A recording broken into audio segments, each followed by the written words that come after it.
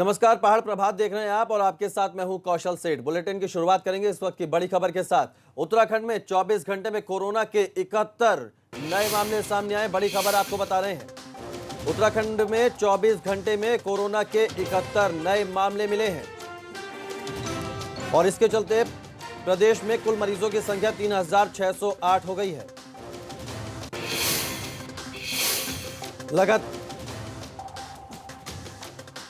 लगातार उत्तराखंड में कोरोना का आंकड़ा बढ़ता जा रहा है। 24 घंटे में 71 नए मरीज मिले हैं। कुल संख्या 3608 हो गई है उत्तराखंड में कोरोना मरीजों की और अब तक 2856 मरीज ठीक हो चुके हैं, जबकि 49 मरीजों की मौत हो गई है। तो उत्तराखंड में कोरोना का आंकड़ा लगातार बढ़ता जा रहा है। 24 घंटे में 71 नए मरीज मिले हैं। ये परेशान करने वाली बात है। बड़ी खबर आपको बता रहे हैं।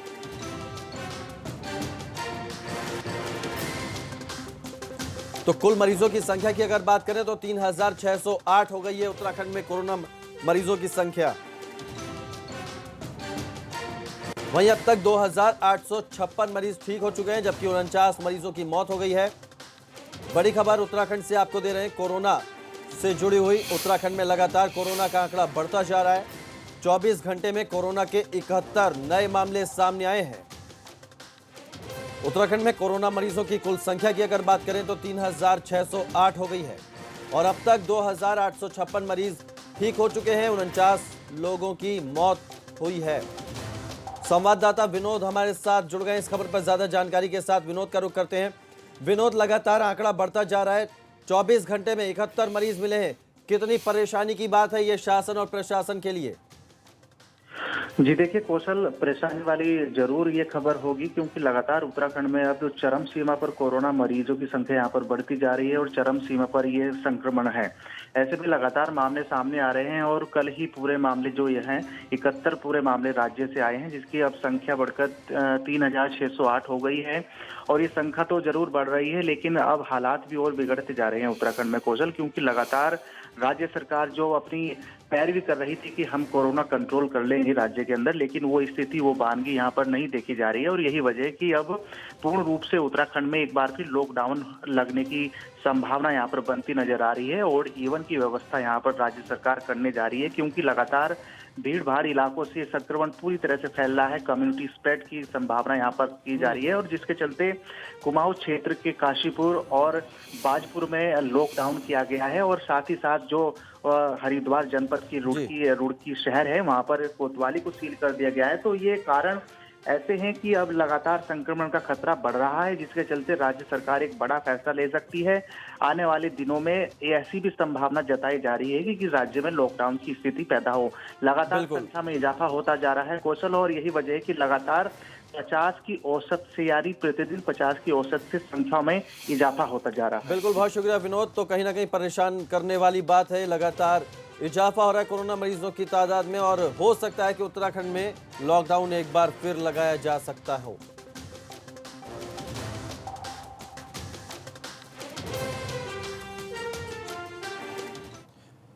आगे बढ़ते हैं। एक और बड़ी खबर आपको बता दें, रुद्रपुर और बाजपुर में लॉकडाउन लगाया गया है। अगले 72 घंटों के लिए ये लॉकडाउन लागू रहेगा। बड़ी खबर आपको बता रहे हैं, रुद्रपुर और बाजपुर में लॉकडाउन लगाया गया है। अगले 72 घंटों के लिए ये लॉकडाउन रहेगा। काशीपुर में पहले से ही लॉकडाउन लगा हुआ है। कोरोना के बढ़ते मामलों को लेकर यह फैसला लिया गया है। तो काशीपुर के बाद रुद्रपुर और बाजपुर में भी लॉकडाउन लगाया गया है। अगले 72 घंटों के लिए इस लॉकडाउन को लगाया गया है। कोरोना का मरीज आंकड़ा जिस तरह से काशीपुर में बढ़ा है, उसको देखते हुए अब ये लॉकडाउन लगाया गया है। हालांकि काशीपुर में पहले ही लॉकडाउन लगा दिया गया था, लेकिन अब रुद्रपुर और बाजपुर में भी लॉकडाउन लगा दिया गया है।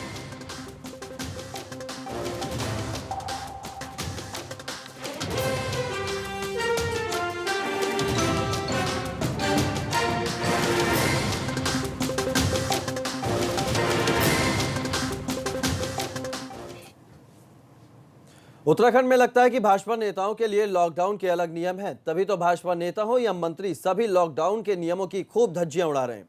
उधर आम आदमी या फिर विपक्ष अगर कुछ भी करे तो फौरन मुकदमा दर्ज हो जाता है।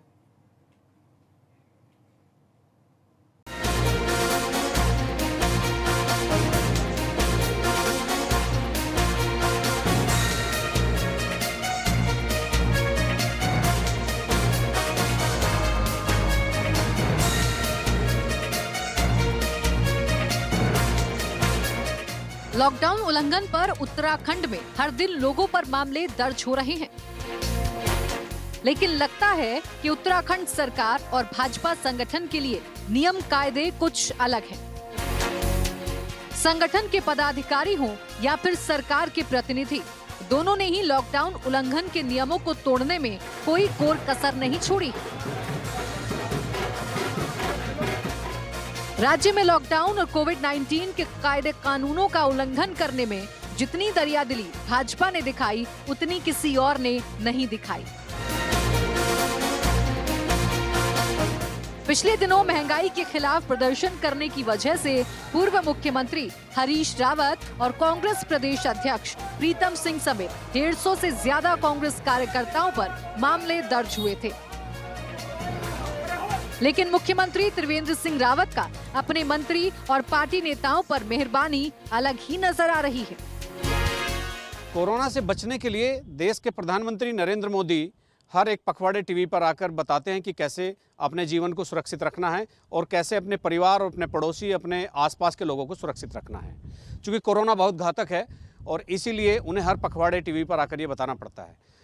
लेकिन एक बात जरूर है कि पूरा देश, पूरी जनता, पूरे देश की जनता उनकी एक एक बात सुनती है और अनुसरण करती है।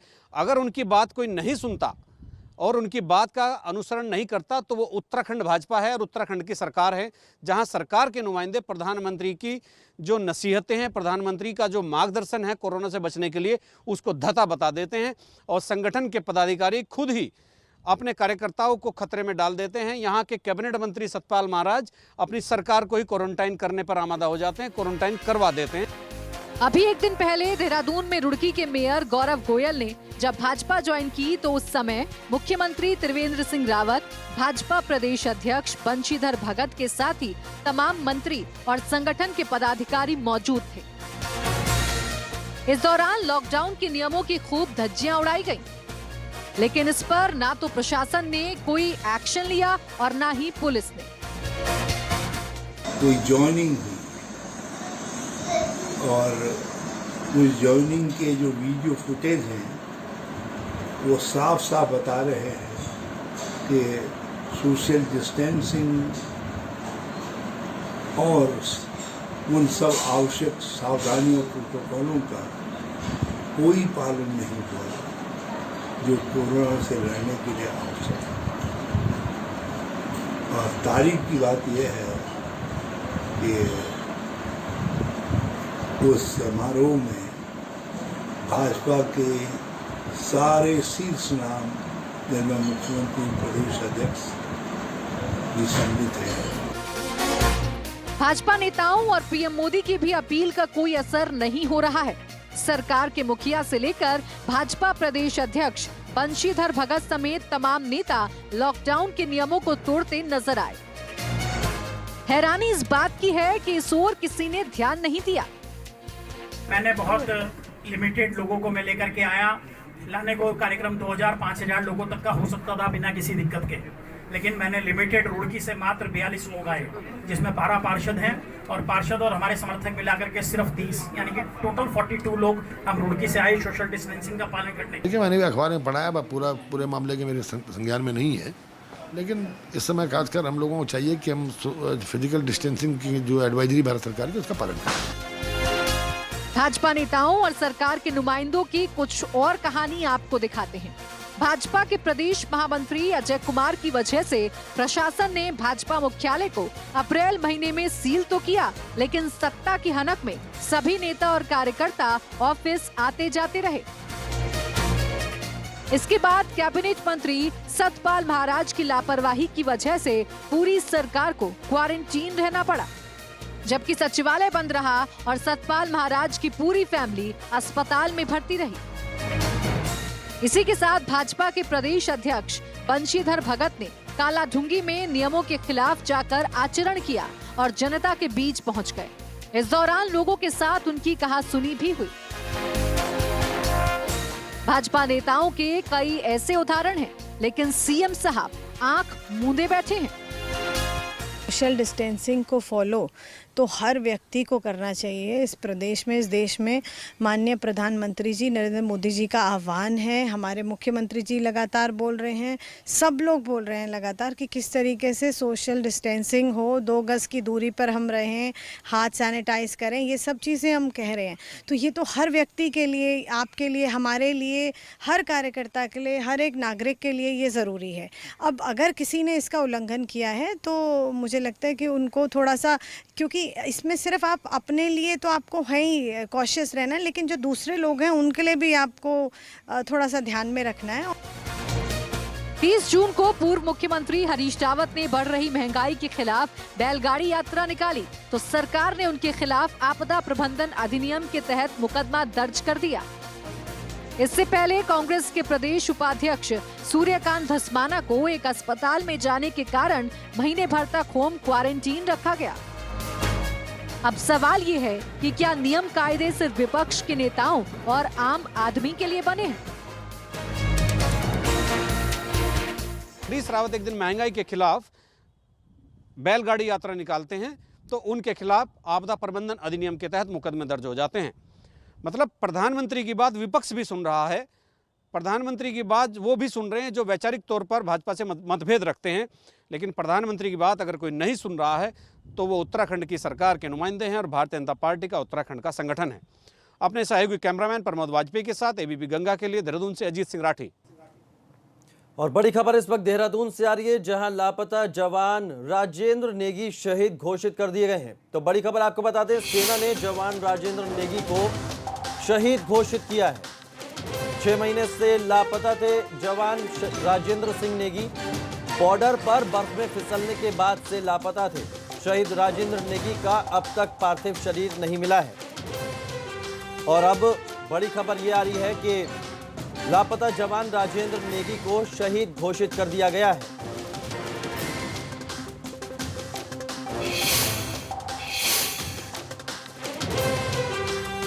विनोद हमारे संवाददाता इस खबर पर ज्यादा जानकारी के साथ जुड़ गए हैं। विनोद, 6 महीने से लापता शहीद जो राजेंद्र जवान है राजेंद्र नेगी, उनको शहीद घोषित कर दिया गया है, क्या जानकारी है इसमें? जी देखिए कौशल, करीब 6 महीने हो गए हैं राजेंद्र सिंह नेगी जम्मू में भारत पाक सीमा पर तैनात थे और ऐसी संभावना जताई जा रही थी कि बर्फ पिघलने की वजह से वो पाकिस्तान की सीमा पे चले गए हैं।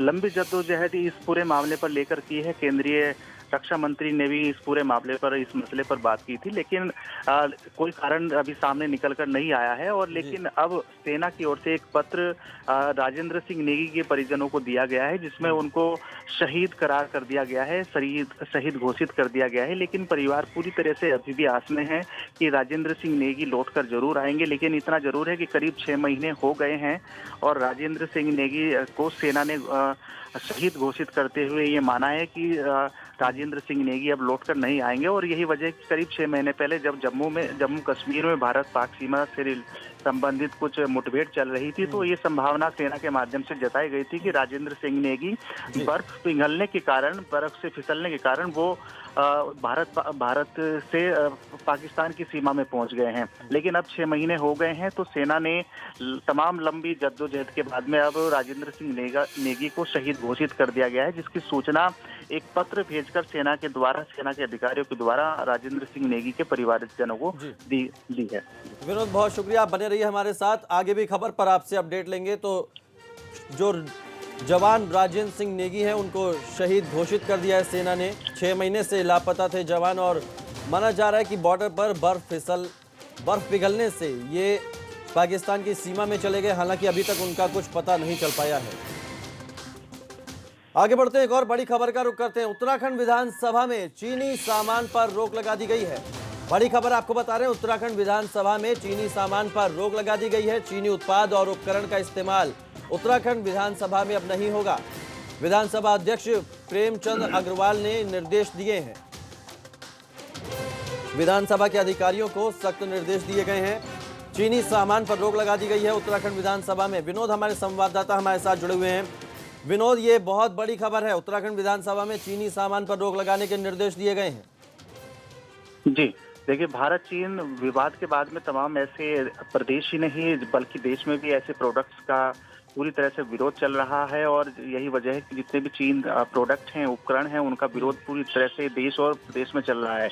उसी क्रम में विधानसभा अध्यक्ष प्रेमचंद अग्रवाल ने जानकारी दी है कि विधानसभा में जितने भी उपकरण या प्रोडक्ट चीनी सामान प्रयोग में होते थे तो उनका आगे से कोई भी प्रयोग उत्तराखंड विधानसभा में नहीं होगा। यही वजह है कि तमाम जितने भी कनेक्टिविटी हो या टेक्नोलॉजी के रूप में अगर चीनीज ऐप को या यहाँ पर यूज करते हैं या फिर जितने भी चीन से संबंधित सामान है, उपकरण है, उनका प्रयोग यहाँ पर किया जाता था। लेकिन अब आगे से निर्देश देते हुए प्रेमचंद अग्रवाल ने यही बताया कि भारत चीन विवाद को देखते हुए देश में जिस तरह से पूरी तरह से चीन सामान को ऐप को बैन कर दिया गया है, तो उसी के चलते अब विधानसभा उत्तराखंड में भी कोई चीनी सामान और उपकरण का प्रयोग विनोद, अगर कोई उपकरण इस्तेमाल किया जा रहा है पहले से, तो क्या अब उन उपकरणों को क्या बदला जाएगा? ऐसी कुछ जानकारी है?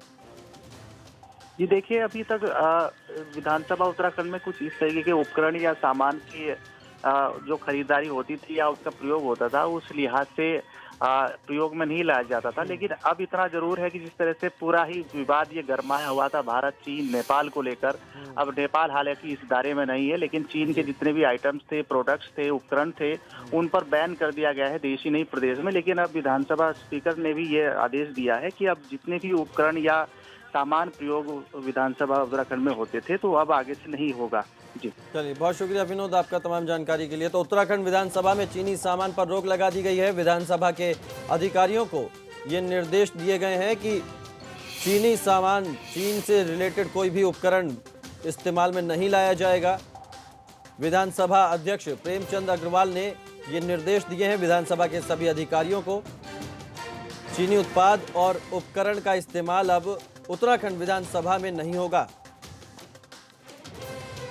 बड़ी खबर आपको बता रहे हैं, उत्तराखंड विधानसभा में चीनी सामान पर रोक लगा दी गई है।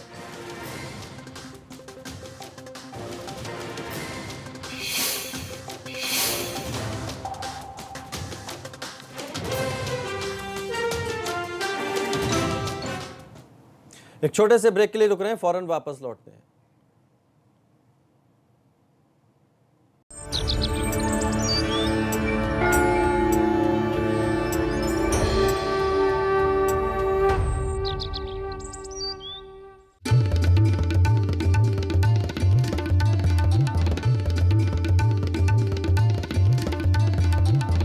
आप देख रहे हैं एबीपी गंगा, खबर आपकी, जुबान आपकी। उत्तर प्रदेश और उत्तराखंड का अपना Hindi news channel ABP Ganga अब उपलब्ध है डिश टीवी के चैनल नंबर 712 यानी 712 और D2H के चैनल नंबर 888 यानी 888 पर। तो देखते रहिए एबीपी गंगा, खबर आपकी, जुबान आपकी। धान की खेती के लिए सिंजेंटा का वरदान वोटाको दानेदार। धान के पौधों को तना छेद कीटों से बचाए, जिससे मिले अधिक किल्ले, सुरक्षा भी, शक्ति भी, सिर्फ वोटाको से। करीना, बाथरूम की दीवारों में पानी लीक हो रहा है। ओ बेबी, झूठ बोलना सीखो। हमने वेक्टस पाइप्स लगाया है, कुछ नहीं हो सकता। वेक्टस पाइप्स एंड टैंक्स पर है सबका भरोसा, तभी तो वेक्टस है इंडिया की वाटर लाइन। घर बैठे कुछ नया ट्राई करने में थोड़ी हिचकिचाहट तो होती ही है, फिर चाहे पहली बार बीवी को सरप्राइज गिफ्ट देना हो, सोमू नॉट बैड, या गिफ्ट को ऑनलाइन ऑर्डर करना हो। अब ऑनलाइन पेमेंट्स के लिए बस क्लिक टू पे विद वीजा, जो दे आपको कैशलेस कॉन्फिडेंस। जय, हमने जो चेयर ऑर्डर की थी उसका क्या हुआ? डिलीवर्ड। Amazon प्राइम है ना, सारी ऑनलाइन शॉपिंग की फ्री डिलीवरी। मेरे मन को म्यूजिक भी और मूवीज भी।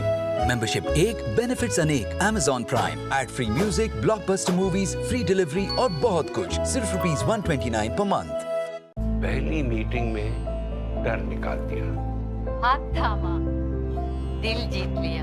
मेरा बर्थडे सेलिब्रेट किया, मेरे लिए बर्थडे केक लेकर के आए, हर दिन जोक सुनाया, माँ जैसा ख्याल रखा। Thank you doctor. Thank you doctor. Thank you. Thank you for saving my life. You my hero.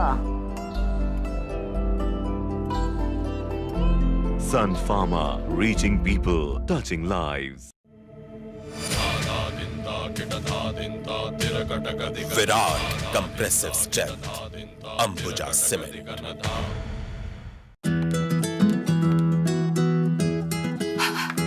बदबू का खौफ कभी नहीं, क्योंकि अब आया है महकती ताजगी भरा वीको का सौंफ। वीको वज्रदंती, अब सौंफ फ्लेवर भी।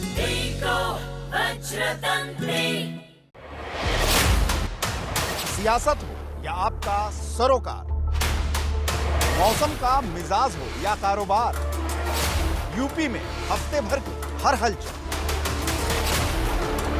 माहौल क्या है? शनिवार रात 8 बजे। Presented by Dabur Lal Dant Panchan Swasth Masude Mazboot Daant, powered by Magan Rus, खाओ मगन रहू मगन। बाल and hair oil and shampoo इस्तेमाल करें और फर्क देखें। को powered by Kisan green paradise Lucknow. Unlock offer मात्र 451 रुपए पर स्क्वायर फीट। बुक करें और साथ ही पाएं निश्चित उपहार। नंदी चोकर युक्त आटा, नंदी नाम विश्वास का। एबीपी न्यूज अब डिश टीवी के चैनल नंबर 650 पर उपलब्ध है। एबीपी न्यूज आपको रखे आगे।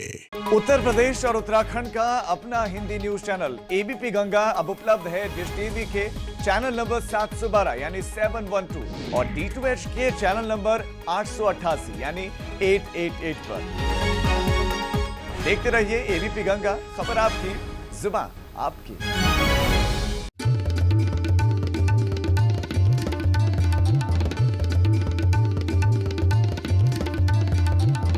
आप देख रहे हैं एबीपी गंगा, खबर आपकी, जुबान आपकी।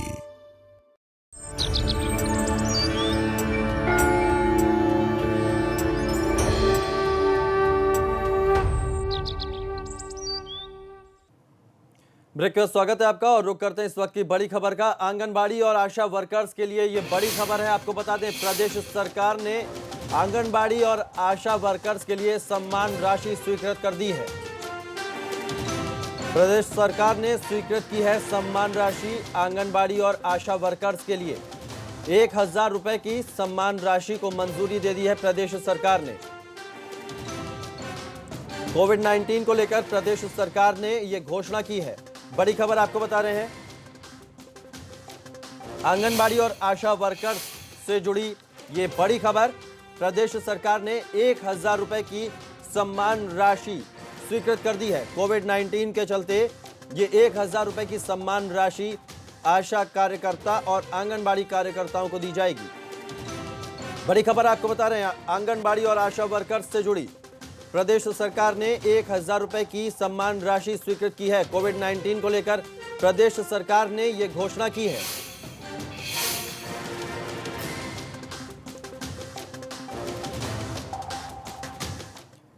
एक और बड़ी खबर आ रही है देहरादून से, जहां सीबीएसई 12वीं का रिजल्ट घोषित हुआ है और देहरादून रीजन में लड़कियों ने बाजी मारी है। तो सीबीएसई 12वीं का रिजल्ट घोषित हुआ है और देहरादून रीजन में लड़कियों ने बाजी मारी है। उत्तराखंड की टॉपर रही हैं दिव्य ज्योति चक्रवर्ती। बड़ी खबर, सीबीएसई 12वीं का रिजल्ट घोषित हुआ है और इस 12वीं के रिजल्ट में लड़कियों ने बाजी मारी है। उत्तराखंड की दिव्य ज्योति ने टॉप किया है, 498 अंक हासिल किए हैं। तो फिलहाल पहाड़ प्रभात में इतना ही, लेकिन